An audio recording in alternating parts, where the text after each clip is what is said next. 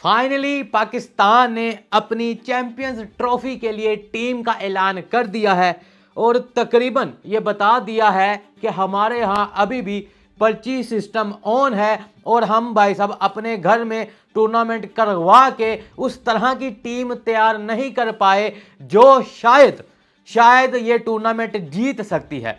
इस कदर भाई साहब जो है ना, अफसोस के साथ हमें ऐसे ऐसे प्लेयर्स देखने को मिले हैं जो कि वनडे फॉर्मेट में पिछले कई सालों से गायब थे और कुछ भाई साहब ऐसी एंट्रीज हुई हैं कि जिनको देखकर लग रहा है कि ये इससे पहले भी पाकिस्तानी टीम का बेड़ा गर्क कर चुके हैं और एक बार फिर से उनको मौका दे दिया गया है कि दोबारा से आए और पाकिस्तानी टीम की जो रहती सहती आपने कसर छोड़ी थी वो भी उतार कर चले जाएं। इस तरह की भाई साहब पाकिस्तान ने अपनी स्क्वाड का ऐलान किया है। उसमें सबसे पहले भाई साहब जिन लोगों के बारे में कहा जा रहा है कि इनकी एंट्री कैसे हो गई, या फिर भाई साहब कुछ लोग कह रहे हैं कि भाई साहब इनका आना बनता था, जबकि कुछ लोग ऐसे हैं जिनको पता है कि ये इससे पहले भी पाकिस्तानी टीम में आ चुके हैं और इससे पहले आकर पाकिस्तानी टीम को और पता नहीं कितने बड़े बड़े टूर्नामेंट हरा चुके हैं।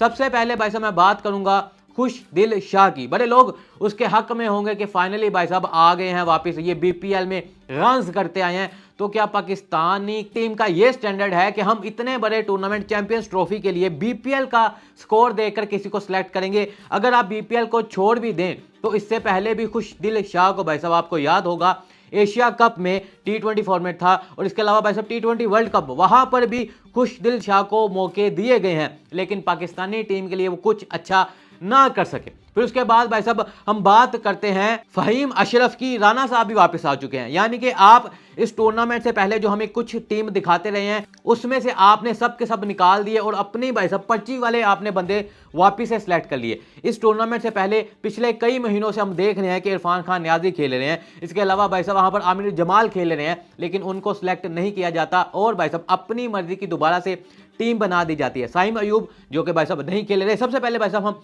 टीम को देख लेते हैं कि पाकिस्तानी टीम ने कौन कौन से बैटर्स रखे हैं और कौन कौन से भाई साहब बॉलर्स वगैरह हैं। बैटर्स की बात करें तो बाबर आजम भाई साहब, ये बाबर आजम, इसके साथ भाई साहब फखर जमान, साइम अयूब भाई साहब अफसोस के साथ नहीं खेल पा रहे, कामरान गुलाम, सऊद शकील, तैयब ताहिर। ये भाई साहब पाकिस्तानी टीम ने अपने अंदर 5 बैट्समैन रखे हैं। और अगर ऑलराउंडर्स की बात करें तो फहीम अशरफ, खुशदिल शाह और सलमान अली आगा आपके जो वाइस कैप्टन है, कैप्टन भाई साहब आपके मोहम्मद रिजवान। विकेट कीपर की बात करें तो वहां पर भाई साहब मोहम्मद रिजवान जो कि कैप्टन है भाई साहब, उसके साथ भाई साहब उस्मान खां खेले हैं। उस्मान खां जो कि अपने यूएई को छोड़ने के बाद पाकिस्तान के लिए कुछ नहीं कर पाए और यूएई भाई साहब इनके लिए दोबारा कुछ नहीं करेगा अगर ये यहां से छोड़कर दोबारा वहां पर जाने की कोशिश करते हैं। इस कदर इनको मौके दिए जा रहे हैं। वनडे में तो पता नहीं, लेकिन भाई साहब T20 में तो बिल्कुल ये नहीं चल पा रहे थे। उसके बाद भाई साहब एक स्पिनर, पाकिस्तानी टीम भाई साहब इनको पता है कि ये अपने घर में इनके मैच है यहाँ दुबई में, यानी कि भाई साहब आप यूं कह लें कि स्पिनर्स आपके पास होने चाहिए और भाई साहब तगड़े किस्म के स्पिनर्स। और पाकिस्तानी टीम सिर्फ एक स्पिनर अपने पास खिला सकी, अबरार अहमद। ना आपने नुमान अली को रखा, ना आपने साजिद अली खान को रखा, एक स्पिनर भाई साहब। बाकी तमाम टीमें आप यहां पर इंग्लैंड ऑस्ट्रेलिया को निकाल कर देख लें, उन्होंने भी भाई साहब अपने पास 2 रेगुलर स्पिनर रखे हैं, लेकिन हमारे पास बदकिस्मती ये है कि हम अभी तक कोई भाई साहब इस तरह का स्पिनर तैयार नहीं कर सके। एक स्पिनर भाई साहब दुबई और पाकिस्तान में मैच होने के बावजूद सिर्फ एक स्पिनर अबरार अहमद। बॉलर्स की बात करें, फास्ट बॉलिंग में भाई साहब पाकिस्तान के पास हारिस रऊफ, मोहम्मद हसनैन, नसीम शाह, शहीन शाह अफरीदी। मोहम्मद हसनैन भाई साहब ये हमें भाई साहब कुछ देर के लिए अभी नजर आना शुरू हुए थे, लेकिन आमिर जमाल और भाई साहब आपके अब्बास अफरीदी ये बंदे हमें बड़ी देर से नजर आ रहे थे, लेकिन उनको भी आपने साइड पर करके इसको रखा है।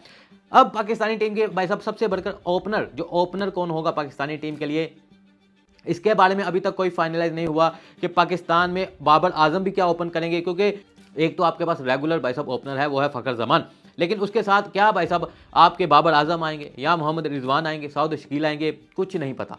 इसके बारे में आप यहां से अंदाजा लगा लें कि पाकिस्तानी टीम की क्या तैयारी थी। साइम अयूब भाई साहब वो जो एक चलना शुरू हुए थे इसलिए उनको ऊपर भाई साहब हमने लेकर आना शुरू किया था ओपनर में, अदरवाइज हमारे पास ओपनिंग की जो ये एक ना सूरत हाल ये बड़ी देर से आ रही है। इमामुल हक भाई साहब जो उनको भी आपने ट्राई किया, अगर आप इमामुल हक को निकाल सकते हैं तो खुशदिल शाह के बारे में आप कैसे भूल गए कि इन्होंने भाई साहब इनको कितने मौके दिए गए। उस्मान खां के बारे में तो पाकिस्तानी क्रिकेट टीम की ओवरऑल भाई साहब ये जो टीम है ना, इसको अब दुआओं की जरूरत है, क्योंकि इसमें कोई इस तरह के आपके पास मैच विनर्स नहीं है। ऐसा कोई नाम निकाल कर दिखा दे जिसने आपको पिछले भाई साहब ये 4-5 टूर्नामेंट हुए हैं उनमें आपको कोई मैच जितवा कर दिया हो।